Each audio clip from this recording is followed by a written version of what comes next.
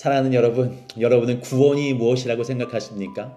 성경을 보면 여러 가지 구원에 대한 이야기들이 쓰여져 있습니다. 그런데 우리가 믿는 구원은 보통 우리가 죽어서 예수를 믿는 그 믿음으로 인해서 구원받아 천국을 가는 것을 이야기합니다. 그런데 예수의 이 행적들을 보면 예수가 가는 곳마다 구원이 이루어지고 있었던 것을 우리는 볼 수 있습니다.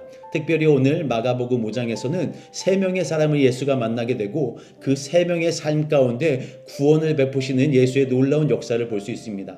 거라사야 지방에 귀신 들렸던 사람은 자기를 해하는 사람이고 주변에 누군가와 관계를 못하는 사람이었고 귀신에 들려서 소리를 지르며 자기의 그 포악함을 나타내는 사람이었습니다. 또한 혈루병을 앓던 여자는 어떻습니까? 사람들에게 가까이 가지도 못하고 자기가 가진 모든 돈을 탕진했으며 그 혈류가 몸에 흘러서 계속 피가 나는 그런 병으로 고생하고 있던 사람입니다. 야이로의 딸은 죽어가는 그 12년 된 그 아이가 어떤 큰 어려움을 만나서 담순간에 그 삶이 완전히 꼬꾸라지는 그런 일들이 일어났던 이 세 명의 가슴 아픈 사연들을 우리는 보게 됩니다. 이런 사연들이 우리 주변에 어떻게 보면 저의 안에도 이런 사건들이 일어날 수 있습니다. 그럴 때 우리가 해야 될 것은 무엇입니까? 예수의 구원을 바라는 것입니다.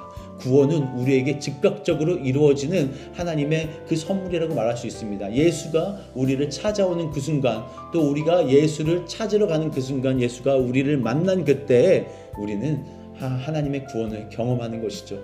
그래서 그에게 귀신이 떠나가는 일이 일어납니다. 혈루의 근원이 마르는 일이 일어나고 죽었던 죽음이 삶으로 돌이키게 되는 그런 역사적인 사건들이 일어나는 겁니다.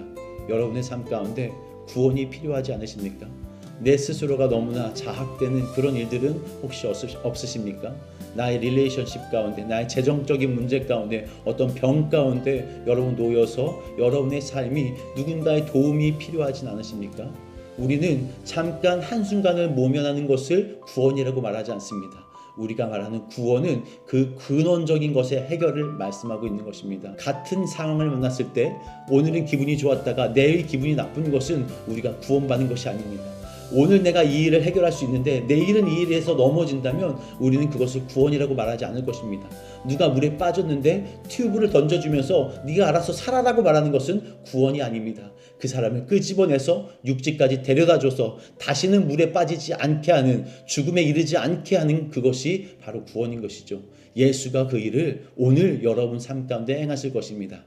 그 예수를 믿으시면서 오늘 이 세 가지 사건들을 바라보시며 하나님의 구원이 여러분 가운데 임하시기를, 이루어지기를, 하루 그렇게 사라지기를 기도하고 축복합니다.